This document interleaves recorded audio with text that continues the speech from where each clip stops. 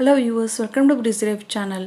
இன்றைக்கி வந்து அரிசி ரவையை வச்சு சூப்பரான ரொம்ப சுவையான அரிசி கிச்சடி எப்படி செய்கிறதுன்னு பார்க்கலாம். இது வந்து யூஸ்வலாக நம்ம அரிசி ரவையில் உப்புமா தான் செய்வோம். இப்போ அரிசி ரவையில் கிச்சடி எப்படி செய்யுதுன்னு பார்க்கலாம். இதுக்கு வந்து பச்சரிசி, பொன்னி பச்சரிசி எடுத்திருந்தேன், ஒரு 3/4 கப்பு. இதுக்கு ஒரு 2 ஸ்பூன் அளவுக்கு துவரம்பருப்பு. இது ரெண்டையுமே மிக்சி ஜாரில் போட்டுட்டு கொஞ்சமாக சீரகம், கொஞ்சமாக மிளகு சேர்த்துக்கலாம். சேர்த்துட்டு இதில் கொஞ்சம் ஒரு ஸ்பூன் நல்லெண்ணெய் சேர்க்கணும். நல்லெண்ணெய் கட்டாயம் சேர்க்கணும். இதுதான் சீக்ரெட்டு. ஏன்னு கேட்டிங்கன்னா, நீங்கள் அப்படியே பவுட்ரு பண்ணிங்கன்னா, எண்ணெய் போடாத பவுட்ரு பண்ணிங்கன்னா நிறைய மாவு வேஸ்டேஜ் ஆகும். ஸோ வந்து அப்படியே போட்டு நீங்கள் உப்புமா பண்ணிங்கன்னா கஞ்சி மாதிரி ஒட்டிக்கும். எண்ணெய் போட்டிங்கன்னா ஃபுல்லாகவே ரவை பதத்துக்கு வரும்.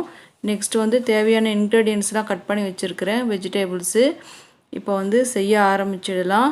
இதுக்கு தேவையானதெல்லாம் ரெடி பண்ணியாச்சு. குக்கர் சூடாகிட்டுருக்குது.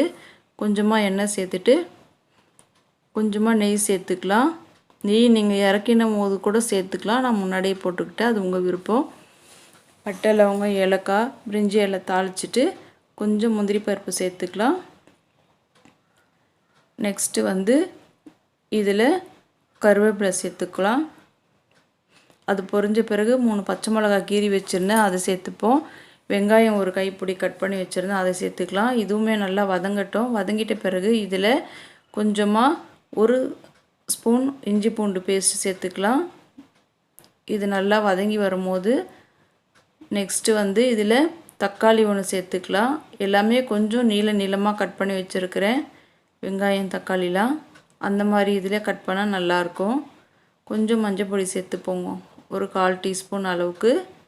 நெக்ஸ்ட்டு வந்து வெஜிடேபிள்ஸ் சேர்த்துக்கலாம். ஆனால் அதுக்கு முன்னாடி வந்து கொஞ்சம் கொத்தமல்லி, புதினாலாம் எண்ணெயிலே போட்டு வதங்கிட்டோம்னா நல்லாயிருக்கும். உங்களுக்கு வந்து வெஜிடேபிள்ஸில் பட்டாணி சேர்த்தா இன்னுமே நல்லாயிருக்கும். என்கிட்ட இல்லைன்றதுனால கேரட்டு, பீன்ஸு, உருளைக்கிழங்கு போட்டிருந்தேன். இப்போது வந்து கொத்தமல்லி, புதினாவும் சேர்த்து வதங்கிட்டு இப்போ நம்ம பவுட்ரு பண்ணி வச்சு, அதாவது ரவையாக உடச்சி வச்ச அரிசி, அந்த துவரம்பருப்பு இதிலே போட்டு நல்லா கலந்து கொடுத்துக்கலாம். எண்ணெயில் பரட்டி விட்டுட்டு அதுக்கப்புறம் தண்ணி சேர்க்கணும். இந்த ரவையை நல்லா மிக்ஸ் பண்ணிவிட்டு தண்ணியில், அதாவது நான் என்ன மெஷர்மெண்ட் எடுத்தேன்னா 1க்கு 3 பங்கு தண்ணி எடுத்திருந்தேன். விசில் போட்டு ஒரு 5 விசில் வரட்டும். இப்போ நல்லா வெந்துருச்சு. சூப்பராக ரெடி ஆகிடுச்சு பாருங்கள். ரொம்ப டேஸ்ட்டாக இருக்கும். இது உப்புமாவை விட இது போல் செஞ்சு பாருங்கள், ரொம்ப நல்லாயிருக்கும், அருமையாக இருக்கும் டேஸ்ட்டு. இது போல் வீட்டில் செஞ்சு கொடுத்தீங்கன்னா திரும்ப செய்ய சொல்லி கேட்பாங்க, அவ்வளோ டேஸ்ட்டாக இருக்கும். இதுக்கு நீங்கள் விருப்பமான சைடிஷ் எது வேணால் எடுத்துக்கலாம். சட்னி, சாம்பார். நான் வந்து தயிர் பச்சடி எடுத்திருந்தேன். உங்களுக்கு எது பிடிக்குதோ எடுத்துக்கலாம். செஞ்சு பாருங்கள். தேங்க்ஸ் ஃபார் வாட்சிங்.